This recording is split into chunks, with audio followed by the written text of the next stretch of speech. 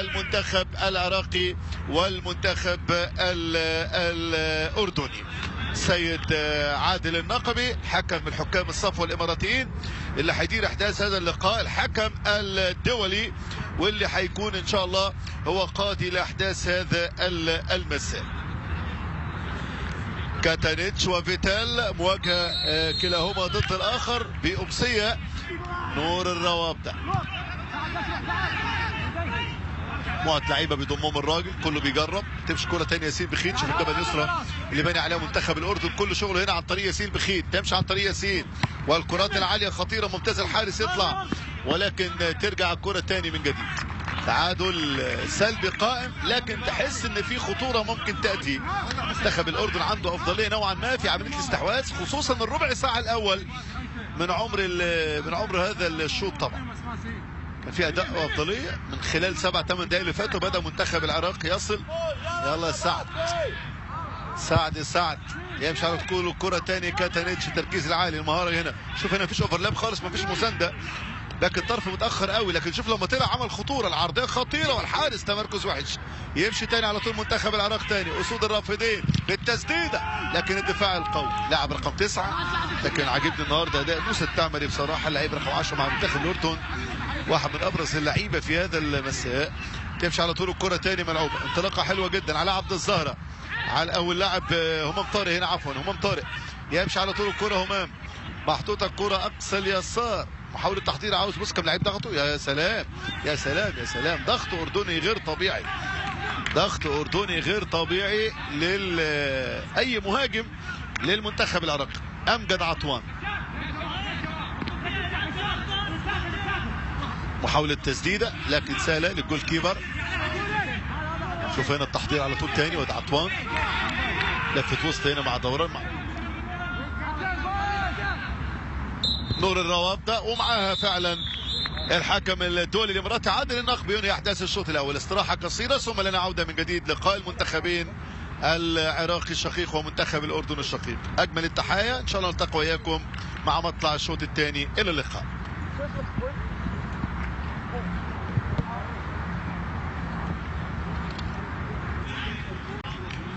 اهلا وسهلا بحضراتكم اصدقائي المشاهدين، عوده من جديد لشوط المباراه الثاني، لقاء اللي بيجمع المنتخبين العراقي والمنتخب الاردني. شوط اول تركنا حضراتكم بتعادل سلبي.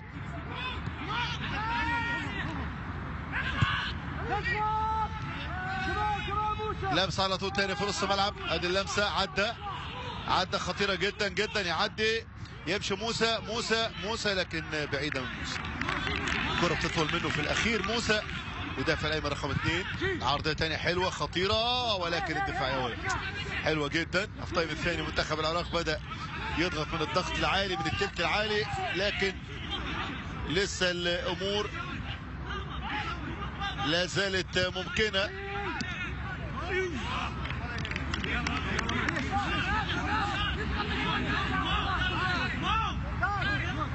على طول الكرة على الارض تاني صالح منتخب الاردن، كرات الخطيرة. شوف الانطلاق على داني، لكن التجلية في منتهى الخطورة، التجلية خطيرة جدا وركنية كانت هتعمل مشكلة. قلشت وجلت تقديره هنا من اللاعب رقم 5 اللاعب ياسين ابو العرب. يمشي على طول الكرة تاني في نص ملعب المنتخب العراقي، لفة موجودة على طول حكم مباراة يا ولد بشار. حلوة قوي يا ولد يا لعيب، حلوة يضغط بشار لكن يطلع الدفاع.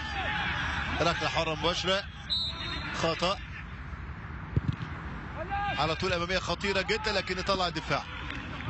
ضغط وإصرار تاني من جانب عدي الصيفي، ولا تسديدة في أكثر من ساعة. مدافع يمشي، لو اتقطعت من بدري كان هيبقى فيه خطورة كبيرة. كارثة طبعا. يا سلام، هو ده أفضل لعيب في الملعب، لعيب كويس قوي موسى التعمري ده. هو ده في البعيدة جت على اليمين المرة دي، هوبا. هو حكم مباراة وركنية. عدي الصيفي لو لبست في رجله كانت قطعت الشبكة، لكن شوف عدي هنا اللمسة الحلوة. شوف لما بيلعب مع الناس بيفرق بصراحة. موسى التعمري لما لعب مع الناس جت بالقدم اليمنى، لكن لعيب كرة كويس وعنده كرة كويسة وعنده مهارة كويسة. اداله عدي وهو رد العدي الهدية على طول، اتلعبت بالقدم اليمنى، لكن المدافع هاي طبعا بتاع منتخب العراق في التوقيت والتايمنج ممتاز، يضغط على عدي الصيفي. كرة خطيرة خطيرة خطيرة، لكن هاي الأمجد عطوان تمشي على طول. الكرة تاني ملعوبة منتخب العراق، تبديلاته مع محمد قاسم مع علي عدنان، 3 تبديلات الأجرام المدرب في التايم الثاني. تمشي على طول الكرة تاني أردنية، نتمنى نشوف مساحة تصويب. هو ده الكلام، ماتش لازم يكون فيه كده زي اوبن بوفيه، تشوط وتسدد وتلعب خطأ على طول تاني وركلة حرة مباشرة. خطأ، كلموا مع موسى، بيتكلم مع الحيطة مع الحائط البشري. وادي علي عدنان عنصر الخبرة طبعا، نجم كبير جدا نادي أمانة بغداد بدايته. ادي الكرة على طول تاني خطيرة، مش ممكن خطير جدا جدا جدا. وادي الكرة والمحاولة العرضية، يطلع تاني الدفاع على طول، دفاع منتخب الأردن.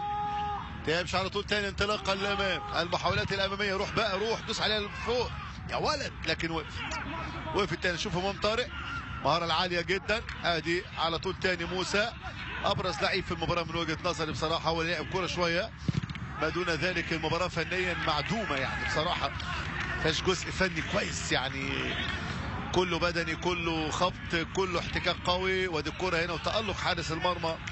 لكن شوف هنا علي عدنان، اللعيبة الكبيرة كبيرة يا جماعة، اللعيبة الكبيرة كبيرة. لكن العراق احسن كتير جدا في الهاف الثاني. الشوط الاول مجموعه من اللعيبه ما كانتش في الفورمه، خطيره جدا. يا الله، يقطع تاني خطير ده بقى. روح بقى مع زميلك يا ولد، هو ده الكلام والحارس يا سلام. الله الله الله، حلوه جدا فادي طالب، لكن تألق ممتاز. شوف يا ولد، حط الكوره في توقيت هاي، عايزه قدام شويه، كانت عايزه قدام كويس. لكن بايش، ابراهيم بايش لاعب منتخب العراق، تمشي على طول الكرة تاني ملعوبة طويلة أمامية.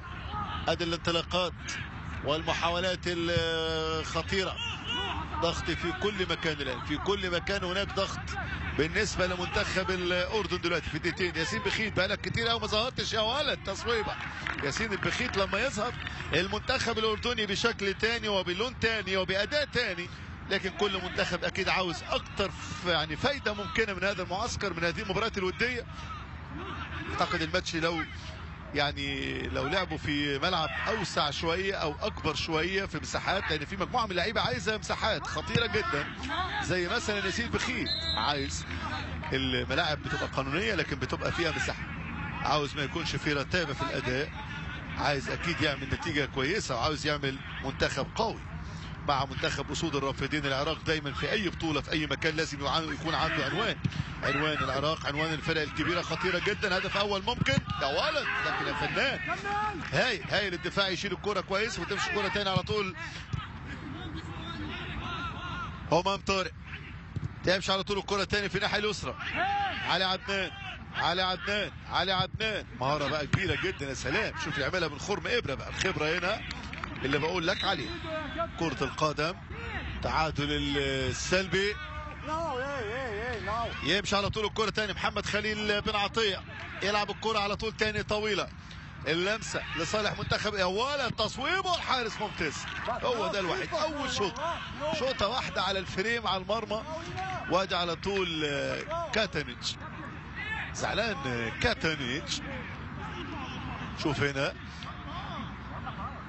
اتكلم مع مساعد ذنبه ايه؟ نشوف كوره، لحظه لعب الكوره، ادي تسديده، وادي على طول الكوره يطلع الحارس. نص ملعب منتخب العراقي، مقطوعه تاني اردنيه خطيره جدا. اخر كوره يمشي على طول الكوره تاني بالمهاره العاليه، القدم اليسرى يا ولد، تصويبه لكن ضعيف. اللعيب عنده كوره لكن فنياته طبعا في الاخير تروح سهل لحارس المرمى. يصفر على طول حكم اللقاء عادل النقبي بنهايه مباراه منتخبين العراقي والمنتخب الاردني. اجمل التحايا، ان شاء الله نلتقي واياكم عبر ابو ظبي الرياضيه، الى اللقاء.